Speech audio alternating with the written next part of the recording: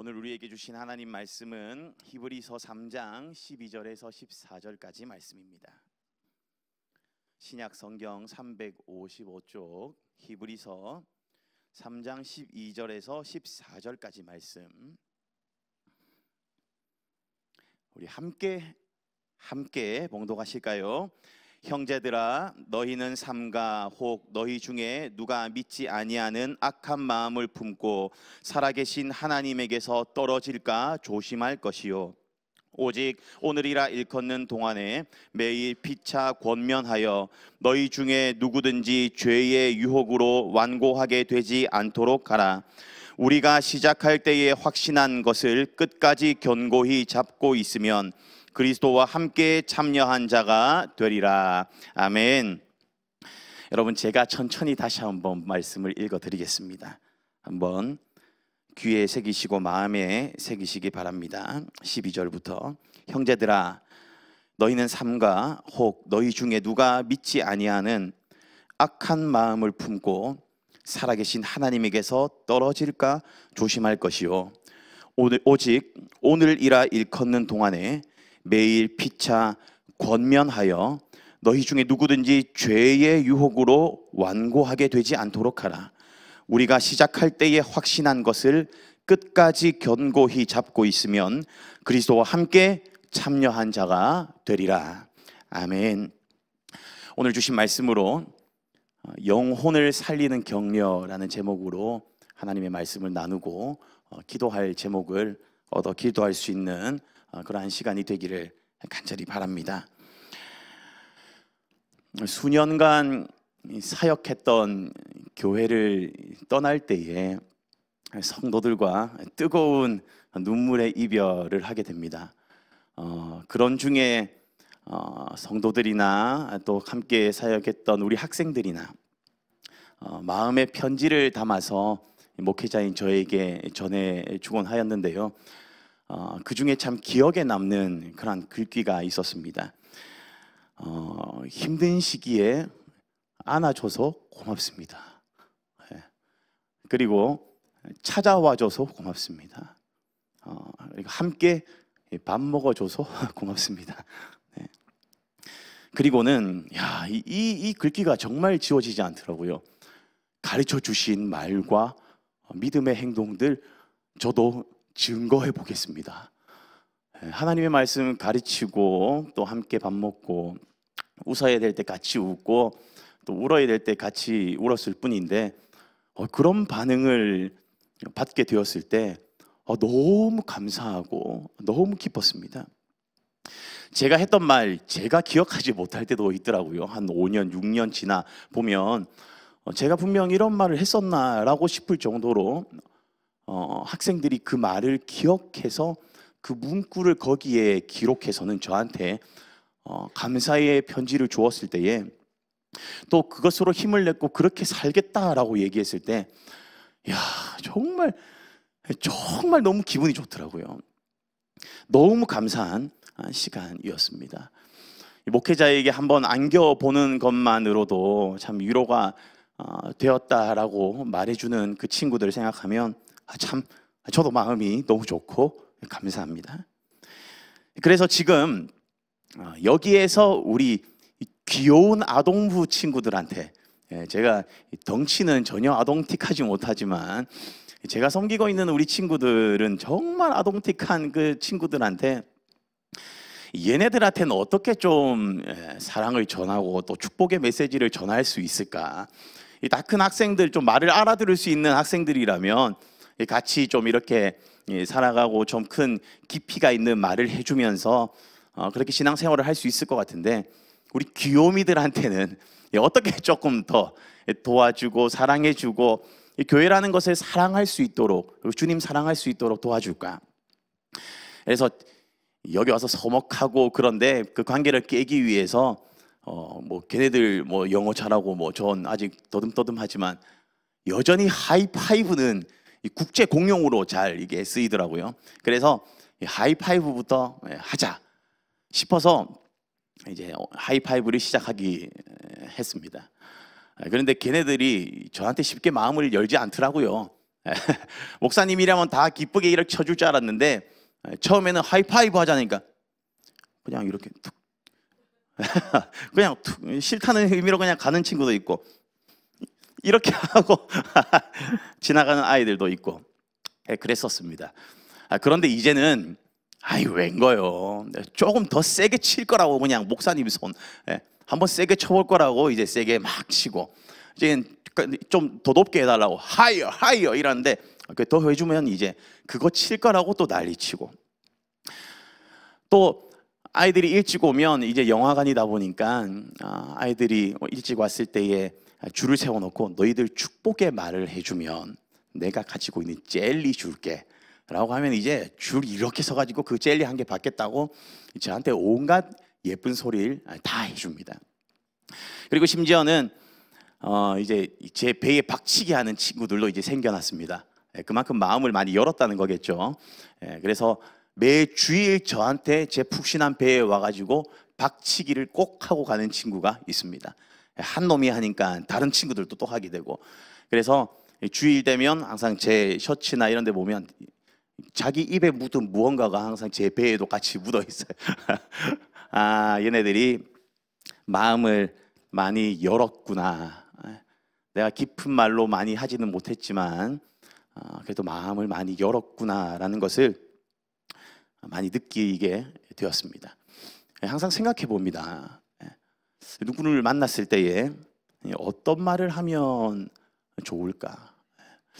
어떤 말을 하면 우리 아이들에게는 좀 위로가 되고 또 주님의 사랑을 그렇게 전해 줄 수 있을까? 작년 성도들에게는 어떤 말을 할까? 어떤 내가 모습을 해야지, 행동을 해야지 좀 더 주님의 사랑을 전해 줄 수 있을까? 한번 생각해 봅니다. 여러분도 지금 한번 생각해 보십시오. 내 옆에 있는 동역자를 뭐 배우자가 될 수도 있고 교회 성도가 될 수도 있고 친구가 될 수 있습니다. 그 동역자를 살릴 수 있는 말을 해야 된다면 어떤 말을 지금 할 수 있을까요? 가볍게 우스운 소리, 그 우스갯소리 말고요, 좀 진중하고 정말 생명력을 담을 수 있는 위로와 격려의 메시지를 지금 내 옆에 있는 사람한테 해야 된다면 나는 지금 그걸 할 수 있는 준비가 되어 있고 또 어떤 말을 할 수 있을지를 지금 한번 생각해 보시기 바랍니다. 교회에서 우스갯소리는 많이 하는 것 같아요. 좀 가볍고 뭐 장난식으로 위트도 많이 하는 것 같고 하는데 정말 생명의 메시지가 담긴 그 말을 할 수 있는 마음의 준비가 되었으면 하는 바람입니다. 오늘 성경은 분명히 말합니다. 매일 피차 권면하여서 너희 중에 누구든지 죄로 완악하게 되지 않도록 주의하라라고 합니다. 권면하라. 부디 부탁드립니다. 누군가가 힘에 겨워할 때에 그리고 서로를 격려해야 할 때가 생기게 될 때 오늘 읽은 본문의 메시지가 꼭 기억나기를 바랍니다. 하나님의 말씀은 힘이 있습니다. 저는 이 사실을 꼭 믿습니다. 오늘 여러분도 여기 앉으셔서 말씀 한 구절 정말 제대로 여러분 마음속에 새겨갈 때에 그 말씀이 여러분의 남아있는 삶 가운데 영향력을 끼칠 줄 믿습니다. 저는 이 사실을 정말 믿습니다. 오늘 들려지는 메시지, 힘 있는 하나님의 말씀의 능력에 의지하여서 이 본문을 좀 더 이제 꼼꼼히 살펴볼 텐데 그 어느 때보다 깨어서 오늘 어떤 영혼을 살릴 수 있는 격려를 할 수 있을지를 한번 생각해 보시고 말씀이 주는 교훈을 얻고 기도할 수 있는 여러분 되기를 간절히 바랍니다. 여러분 히브리서 하면 생각나는 게 뭐가 있으십니까? 히브리서. 제가 이럴 줄 알고 제가 항상 설교하러 오기 전에 저희 집에 계신 성도님들한테 항상 설교를 연습을 하고 옵니다. 오늘은 이제 제 설교의 대상이 되신 11살짜리 제 둘째 딸이 되는데 너 히브리서가 뭔 줄 아니? 히브리 민족? 히브리는 어디서 들어본 것 같아요. 그래서 조금씩 힌트를 이제 줘가면서 했는데 야, 요한복음은 그럼 어떤 성경인지 알아? 그러니까 이제 배운 게 있어요. 요한이 쓴 하나님에 대한, 예수 그리스도에 대한 복음서, 거기까지. 오케이. 조금 더 해보자. 그럼 갈라디아서는 뭔 줄 아니? 요한이 썼다니까 이제 갈라디아서는 갈라디가 쓴 복음서. 그건 아니고 갈라디아라는 지역이 있는데 그 지역에 보낸 편지야. 그리고 또 한 가지, 고린도전후서. 그것도 이제 힌트를 얻었으니까 고린도 지역에 전하는 편지야. 그러면 히브리서는 뭘까라고, 히브리 지역에 전하는 편지야. 그건 아니고, 아빠가 가르쳐 줄게. 과거에 이런 사람들이 있었는데 이 지역에 살았던 사람을 히브리 민족이라고 하고, 또 그 히브리 민족의 영향력과 역사를 받아서 쭉 이어져 온 구약시대의 유대인들, 그 구약시대를 영향을 받고 조상들을 섬겼던 그 계보를 이어온 그 유대인들이 이제는 기독교로 개종을 하고, 이제 그 사람들이 여전히 히브리적인 민족의 배경을 가지고 있으니까 우리도 여기 캐나다에 살고 있지만 한국의 고향이고, 한국이 이제 우리의 고국이고, 또한 한국적인 배경을 가지고 있으니까 한국인들아 라고 부르듯이 이 성경도 그랬어. 히브리인들, 곧 예수님을 믿는 히브리적인 배경과 역사를 가지고 있는 사람들한테 보내는 편지야 라고 하면서 히브리서를 가르쳐 줬습니다. 여전히 물음표는 계속 떠올리면서 이 말을 들었지만 여기에 대해서 조금씩 한번 설명을 해줬습니다. 자, 히브리서, 이러한 사람들에게 보내는 편지였는데, 그런데 우리가 유명하게 잘 알고 있는 히브리서의 본문 한 가지는 있습니다. 고린도전서 13장이 사랑장이라면 히브리서 11장은 믿음장이라는 이 사실만큼은 잘 알고들 계세요. 그리고 히브리서 11장 1절은 믿음은 바라는 것들의 증거요 보이지 않는 것들의 실상이다. 이 정도는 또 알고 있습니다. 좋은 주일학교를 졸업하신 분들이라면 이러한 본문 정도는 여름 성경학교 할 때 이제 밥을 먹기 위해 외워야 할 암송 구절 정도로 많이 외웠습니다. 이번 VBS 할 때 우리 아이들도 이제 너희들 점심 먹기 위해서 밥 먹어야 된다 하니까 처음엔 기겁하더니 이제 조금씩 외워지니까 이제 그걸 외우고 밥을 먹고 했습니다. 자, 히브리서 11장에 그렇다면 믿음이라는 게 계속 강조되고 있는데 왜 11장에 믿음을 그렇게 강조하고 있었을까? 물론 성경 전체가 믿음을 강조하고 있지만 특별히 히브리서 11장과 그 전후로 전체가 왜 믿음이라는 걸 계속 이야기할까? PPT를 한번 보여주세요. 자, 당시에 기독교에 편성되어 있는 성도들은 어떤 부류가 있었냐면, 이제 이방인으로 살다가 복음을 처음 들어서 교회 안으로 들어온 새신자들이 있었습니다. 지금도 그렇죠. 또 반면에 이제 그 새신자들 말고 기존의 구약적인 배경 하에 하나님을 잘 모시고 살아온 사람들, 그리고 그것이 이제 신약 시대에 이어져 유대교라는 이름으로 율법을 지키고 또한 모세에 대해 친숙하며 그 구약적인 배경 속에 살았던 유대인들이 예수님이 오시고 예수에 대한 복음을 듣고 개종해서 기독교로 오게 된 유대인들. 한번 눌려주시면, 이 유대교적인 배경을 가지고 있었던 기독교 신자들, 그 사람들은 어떤 사람이었냐면 히브리적인 배경을 가지고 있는 사람이었습니다. 그리고 구약적 율법을 추구하는 사람들이었어요. 말씀에 친숙한 사람들이었어요. 그리고 천사를 숭배하는데 평소 때보다는 더 이제 과잉 숭배하는 그런 경향이 있었습니다. 왜냐하면 구약에 천사에 대한 내용들이 있었기 때문에 그 부분에 계속 익히 들어왔기에 이러한 부분을 친숙히 알고 있었습니다. 또한 희생제사, 구약 때 지낸 그런 번제, 소제, 화목제, 속죄제, 속건제와 같은 피를 뿌려야 희생이 있어야 하는 그러한 희생제사에 친숙해 있었던 사람들이었습니다. 시각적인 어떠한 신앙에 친숙해 있었던 사람들이 이제 예수님 오시고 예수 믿고 나서는 예수님이 가르치시기를 계속 어떻게 가르치시냐면 믿음이다 라고 하시는 거예요. 그래서 믿음은 바라는 것들에, 보이지 않는 것들에 이러면서 계속 나는 좀 보이는 것으로 신앙생활을 하고 싶은데, 주님이 가르쳐 주신 것은 너희 마음의 상태를 더 잘 다스려야 하고 또한 믿음이라는 것을 잘 지켜야 한다라는 것을 가르치다 보니까 이 사람들하고는 좀 맞지 않았던 거예요. 한 번 더 눌러주세요. 한 번만 클릭만 한 번 더 해주시면 돼요. 그래서 기독교에 편입되었던 이 유대교 신자들이, 이 교회 성도들이에요. 교회 성도들이 생각하기를 자신이 죄를 때때로 짓게 되는데, 죄를 지었을 때 과거에는 그 죄를 씻을 수 있는 방법이 희생제사와 같은 것들이었어요. 그래서 내 눈에 보이는 동물을 잡고 그 동물이 죽게 되고 거기서 회개하게 되면 뭔가 마음이 좀 시원해졌던 거예요. 왜? 눈앞에 동물이 죽어가는 것을 보고 그만큼 처참한 내 죄의 상태를 확인하고 이 희생제사가 마치 내 죄를 씻겨가는 정말 완전한 것이라고 생각되었기 때문에, 눈에 보이니까. 그런데 예수 믿고 나서 예수님은 동물 안 잡아도 된다.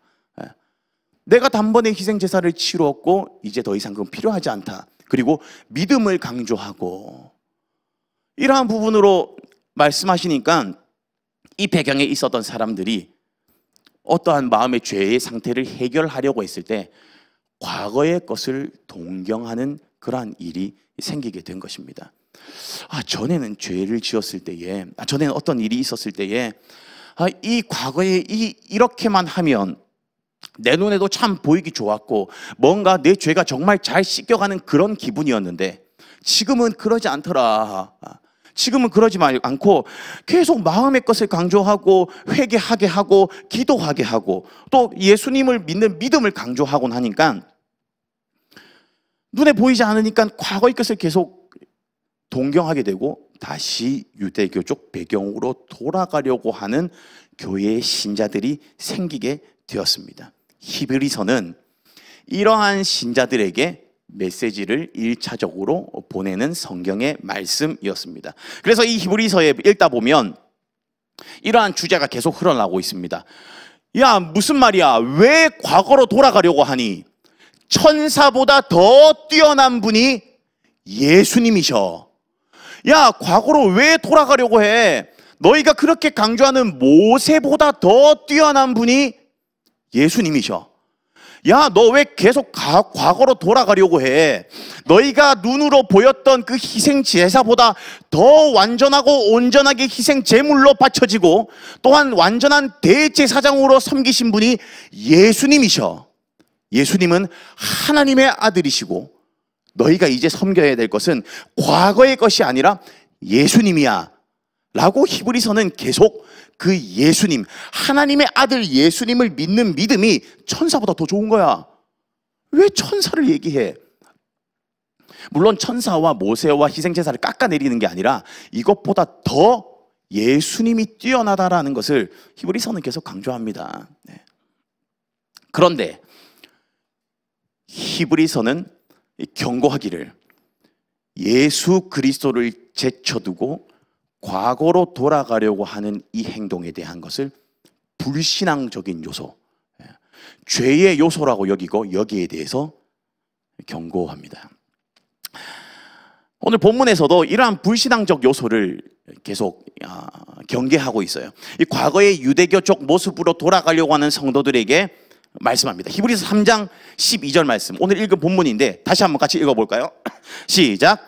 형제들아, 너희는 삼가 혹 너희 중에 누가 믿지 아니하는 악한 마음을 품고 살아계신 하나님에게서 떨어질까 조심할 것이요.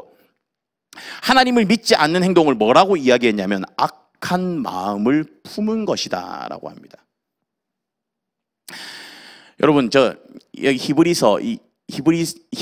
히브리서를 받는 그 독자들이 어떤 사람이었다고요? 구약에 친숙한 사람들, 또 모세의 오경에 익숙했던 사람들, 희생 제사에 관심이 있었던 사람들, 그러한 사람들. 모세 오경이 뭐냐면 창세기, 출애굽기, 레위기, 민수기, 신명기. 그래서 이 히브리서의 저자가 이 편지를 쓸 때에 여기에 바탕을 두고 써요. 민수기 14장 11절. 히브리서의 배경이 어디에 있냐면 여기에 배경을 두고 이렇게 너희들은 그 습성 아직도 못 버리냐, 그 버려야 된다라고 말하는 거예요. 민수기 14장 11절을 보시면 여호와께서 모세에게 이르시되 이 백성이 어느 때까지 나를 멸시하겠느냐, 내가 그들 중에 많은 이적을 행하였으나 어느 때까지 나를 믿지 않겠느냐. 이 본문의 배경이 뭐냐면 민수기적인 배경을 가지고 히브리서에 지금 말씀을 하고 있는데, 야 봐, 너희가 잘 알고 있는 그 모세오경의 민수기서에도 보면 이스라엘 백성들이 출애굽할 때에 하나님이 얼마나 많은 기적들을 너희한테 보여주셨어. 10가지 재앙들도 다 기적이잖아, 기적. 피게이 파악, 도금의 흑장, 그 10가지 재앙들을 보여주시면서 하나님이 기적을 일으켜 주셨잖아. 그런데도 못 믿어? 자, 봐봐. 출애굽 시키고 나서도 만나로 먹이시고 너희들이 입히시고 보호하시고 인도하신 분, 그분이 하나님이신데 너희는 습성이 계속 어떠냐면 계속 나를 멸시하는 거야. 계속 나를 믿지 않는 거야. 그래서 본문에 그대로 나와 있습니다. 어느 때까지 나를 멸시하겠느냐, 그리고 어느 때까지 나를 믿지 않겠느냐. 계속 기적을 보여주고 계속 내가 보여줬는데 계속 너희들에게 참고 견디면서 그 길이 바른 길이 아니라는 것을 가르쳐 주었는데 어느 때까지 나를 멸시하고 믿지 않겠느냐라고 메시지하는 겁니다. 이때 이 사람들, 하나님이 하늘에 만나를 계속 내려주시면서 만나 먹이셨어요. 그런데 이제 계속 먹다 보니까 질리니까 하는 말이 뭔지 아세요? 애굽으로 돌아가고 싶어 합니다. 아, 그때 부추, 파, 마늘, 생선, 참외, 오이, 성경에 그대로 나와 있어요. 부추, 파, 마늘, 생선, 참외, 오이, 이거 먹고 싶다라고 해요. 그렇게 인도해 주시고 날마다 먹을 걸 주시고 노예 생활했던 거기에서 탈출시켜 주셨는데 다시 말하기를 그때로 돌아가고 싶다. 이 말은 하나님과 함께하기 싫다라는 겁니다. 그래서 메시지 하죠. 어느 때까지 나를 멸시하겠느냐, 어느 때까지 나를 믿지 않겠느냐. 그래서 오늘 본문으로 다시 돌아옵니다. 히브리서 3장 12절 보시면 형제들아, 너희는 삼가 혹 너희 중에 누가 믿지 아니하는 악한 마음을 품고 살아계신 하나님에게서 뭐? 떨어질까 조심할 것이요. 떨어질까 조심하라. 하나님이 인도하신 대로 따라가지 않고 저 다시 애굽으로 돌아갈래요. 부추, 파, 마늘, 생선, 참외, 오이 먹으러 갈래요. 하나님하고 떨어지기를 원하는 거예요. 그래서 유대교적 배경 속에서도 마찬가지. 너희한테 과거에 있었던 것들 내가 이제 다 이루어주고 예수 그리스도로 인하여 온전한 제사와 온전한 믿음의 길을 보여주었는데 나를 제쳐두고 다시 과거로 돌아가고자 하냐? 그건 떨어지는 행위다. 하지 마라. 조심할 것이요 라고 말씀합니다. 성도 여러분, 하나님의 주인 되심을 인정하지 않으면 우리는 하나님과 떨어질 수밖에 없습니다. 아니, 어떤 성도님들은 그렇게 이야기합니다. 교리적으로 목사님 그게 맞습니까? 우리는 선택된 자들 아닙니까? 하나님이 선택하셨는데 우리는 떨어질 일이 없잖아요. 그건 하나님의 입장에서예요. 하나님은 전지하시고 전능하셔서 모든 걸 알고 계시기에 그분의 선택에는 오류가 있을 수가 없습니다. 완전한 선택입니다. 그건 하나님의 입장이죠.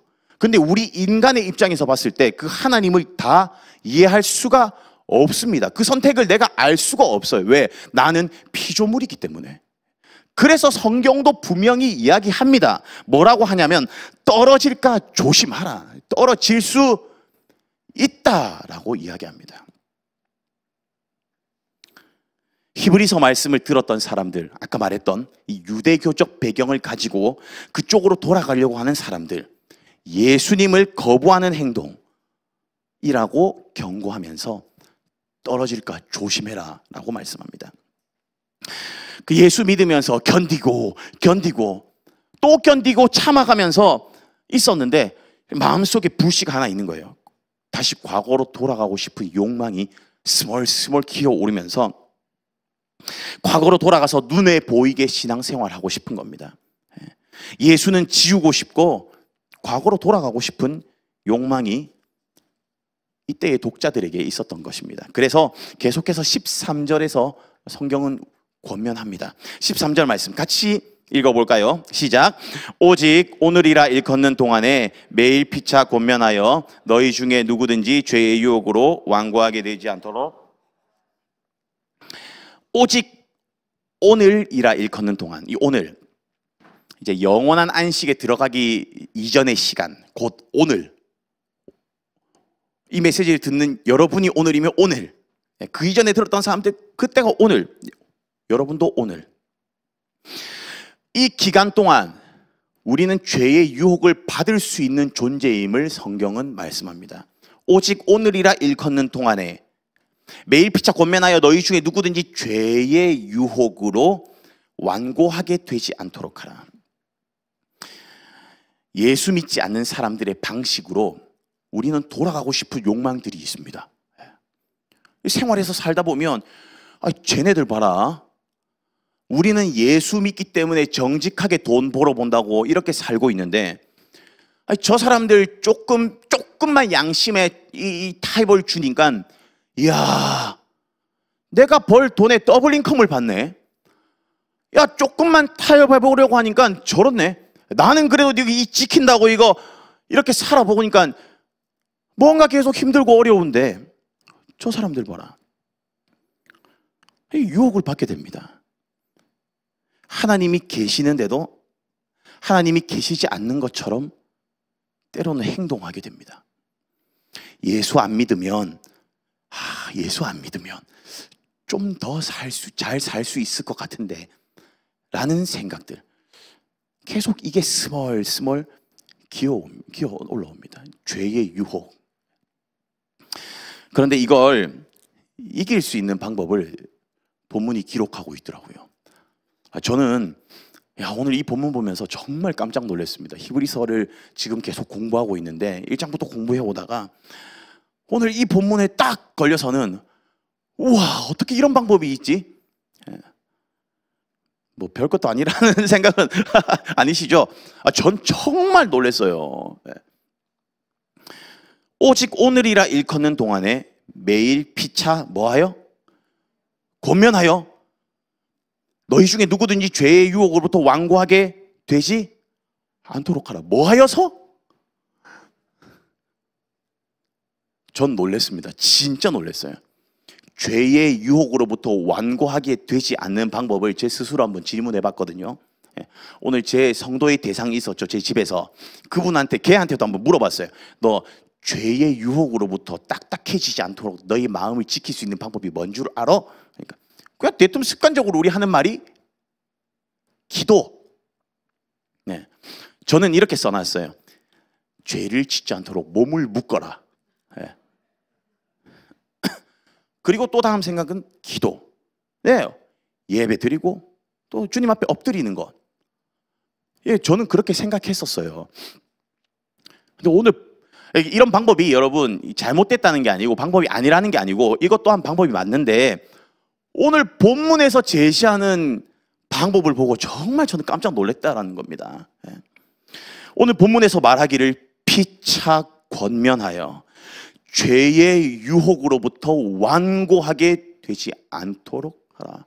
뭐 하여서? 피차 권면하여. 여러분, 한글로 권면이라는 단어가 좀 딱딱해요. 근데 이걸 조금만 풀어내면 전혀 딱딱하지 않습니다. 좀 풀어내면 권하여, 제가 그대로 이렇게 알아듣도록 권하고 격려하여 힘쓰게 함. 그러니까 이게 쉽게 얘기하면 원어적으로나 영어의 다른 버전으로 보면 위로하다예요. 오늘 저 설교의 제목을 그렇게 붙였습니다. 영혼을 살리는 위로와 격려. 위로예요, 위로. 피차 뭐해서? 위로하여. 그래, 맞다. 제 가슴을 팍 쳤습니다. 맞다. 죽어가는 한 사람에게 그리스도의 사랑으로 건넨 한마디의 위로, 그 위로가 사람을 살려낸다라는 걸 다시 깨닫게 되었습니다. 제가 설교의 초두에 말씀드렸던 수년간 함께 동고동락했던 그 친구들, 이 성도들, 그 편지에 든 내용이 오늘 본문과 오버랩되면서 너무 감사한 시간이었어요. 그리스도의 사랑으로 건넨 생명력 있는 무게가 잡힌 그 복음이 담긴 메시지는 죄의 유혹으로부터 우리들을 지켜낸다라는 것을 다시 한번 확인하게 되었습니다. 세상의 논리는 이래요. 세상 정말 나쁜 것들 많아. 헷갈리게 하고 나쁘게 하는 것들 너무 많더라고요. 이런 것들이, 잘 들어보세요. 사랑하니까 차가워져야 한다.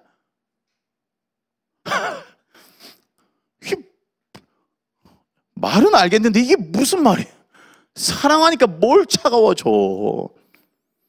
그리고 또 잘 들어보세요. 남의 인생에 더 이상 관여하지 말아야 한다. 하나님이 저 사람 돌이켜 주시겠지. 하나님이 놔둬버리는 거예요. 나 말고 저 사람이 챙겨줄 거야. 저 사람은 그런 거 잘하니까. 저 사람은 혼이 좀 나봐야 돼. 그냥 놔둬. 그러면 돌아올 수도 있어. 야, 참 바라고 소원합니다. 절대로 이런 사람 되지 않기를 축복합니다. 정말 이런 사람 되지 않았으면 좋겠습니다. 여러분, 같은 교회에서 정말 사랑이 담긴 격려 한마디 못 해보고 헤어지는 경우 많습니다. 다시요. 우리가 같이 이렇게 신앙생활하지만 정말 사랑이 담긴 격려 한번, 위로 한번 못 해보고 헤어지는 경우가 많다고요. 부디 서로 격려하고 위로할 수 있는 저와 여러분들이 되기를 소원합니다. 지금 이렇게 살다가도 우리가 서로 언제 이런 죄의 유혹을 받게 될지 몰라요. 예수님 믿지 않던 시절로 돌아가고 싶은 생각이 언제 들지 모른단 말입니다. 사람이 큰 병에 걸려서 아프게 되면 주님 부인합니다. 주님 살아계신다면 왜 저 같은 사람한테 이런 병을 주셨습니까? 물론 큰 병에 걸렸으니까 이해하는 중에 여전히 불신앙적인 요소가 조금 있습니다. 큰 병에 걸리면 그럴 수 있어요. 왜? 연약한 인간이니까. 또한 사람이 너무 가난하게 되면 또한 그런 불신앙적인 요소들이 나옵니다. 하나님 정말 살아계신 건 맞아. 내가 이렇게 가난한데 왜 도와주시지 않을까? 반대로 세상에 너무 취해 있어도 예수님을 제쳐놓고 그런 불신앙적인 요소로 세상에 취해 살아가는 그러한 마음이 생기게 합니다. 여러분, 제가 그럴 수도 있고 여러분들이 그렇게 되실 수도 있어요. 그럴 때마다 꼭 이 말씀이 기억나시길 바랍니다. 13절 말씀 다시 같이 읽겠습니다. 시작. 오직 오늘이라 일컫는 동안에 매일 피차 권면하여 너희 중에 누구든지 죄의 유혹으로 완고하게 되지 않도록 하라. 여러분, 그리스도의 사랑을 받으면 그 영혼은 분명히 살아나게 될 줄 믿습니다. 그리스도의 사랑이 담긴 격려는 사람을 살립니다. 이거는 그냥 세상의 논리가 아니고 제가 말하는 좋은 말이 아니고 성경의 근거를 두고 있습니다. 그래서 누군가를 격려해야 할 때에 꼭 이 말씀이 여러분들의 그 격려의 근거가 되셨으면 좋겠습니다. 서로 피차 권면하여 죄로 완고해져 갈 그러한 상황을 막아설 수 있는 너희들이 되어야 된다. 그리스도의 사랑을 받으면 분명히 그 영혼은 살아납니다. 세상 속에서도 여러분 죄와 싸우며 사는데 얼마나 힘이 듭니까? 살아남기 너무 힘든데 이 성도들끼리라도 서로 격려하고 위로하고 축복하며 살아가면 여러분 얼마나 좋겠습니까? 이 한국에 있을 때에 어느 정도 규모가 있는 교회에 사역하다 보면 정말 일주일에 한 번씩, 두 번씩 장례식을 가게 되는 것 같아요. 지역 막론하고 정말 일주일에 한 번, 최소 한 번, 두 번. 언제는 오전에는 장례식 갔다가 오후에는 결혼식 가고 저녁에는 돌잔치 가고 한 번은 웃었다가 한 번은 울었다가 한 번은 또 이렇게 우울해졌다가 같이 울어야 되고 같이 웃어야 될 때, 특히 장례식을 가게 되면 이제까지 같이 신앙생활하고 예배 드리면서 이 땅에서 같이 살았던 우리 함께 된 성도들, 이제 하늘로 보내주는 그 자리에 가게 되는데 온갖 생각들이 다 교차하지 않습니까? 그런데 그 앞에서 느낀 것은 우리의 모습을 보면서 뭘 그리 대단하게 살 거라고 이렇게 교회 안에서도 차갑게 살았을까? 때로는 으르렁거리기도 한 것 같고 참 차갑게 말한 것도 많은 것 같고 세상에서도 살아남기 힘든데 뭐 그렇다고 그렇게 으르렁거리면서 살았을까? 주님 앞에 가서 얼마나 부끄러울까? 나그네로 사는 동안 좀 더 축복하고 격려하고 응원하고 살아야겠다라는 생각들 우리 성도의 장례식에 가서 많이 느끼게 되더라고요. 히브리서 3장 14절에 그렇게 함께 살아간 성도들은 이렇게 된다라고 가르쳐주고 있습니다. 우리 같이 한번 읽어볼까요? 우리가 시작할 때에 확신한 것을 끝까지 견고히 잡고 있으면 그리스도와 함께 참여한 자가 되리라. 아멘. 끝까지 견고히 잡을 수 있도록 피차 뭐 해라고? 권면하라. 피차 위로해야 된다 라고 말씀합니다. 나와 내 옆에 성도들이 여러분 끝까지 믿음을 붙들 수 있도록 많이 격려해 주세요. 때론 잘 못할 때 있죠. 때론 부족하죠. 내 눈에 찬 사람이 어디 있겠어요? 난 안 돼. 나보다 다 못할 수도 있죠.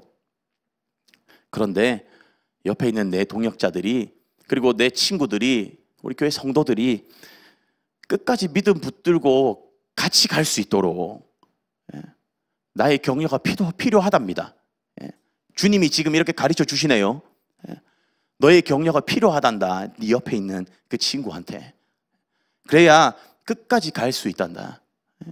죄로부터 완고해지지 않도록 지금 깨워줘야 돼 라고 지금 말씀합니다. 차가운 그런 비판과 비난 말고요, 위로와 격려, 따뜻하게 다시 그 사람이 일어설 수 있도록 너의 그 격려가 필요하다라고 오늘 성경의 본문이 말씀합니다. 여러분 이제 어떻게 하시겠습니까? 여러분들의 곁에 있는 성도들에게 정말 따뜻한 위로를 할 수 있는 그런 사람이 되길 바랍니다. 우스갯소리 말고요, 진중하게 정말 말씀의 생명력을 담아서 그 말씀으로 그 영혼이 죄 가운데 있을 때 잠에서 확 깨어버리게 하나님의 말씀과 무게가 담기고 영성이 담겨 내 그리스도의 따뜻한 사랑이 담긴 그 한마디로 그 영혼을 깨워줄 수 있는, 그 마음을 전할 수 있는 저와 여러분들 되시기를 주님의 이름으로 간절히 축원합니다. 아멘.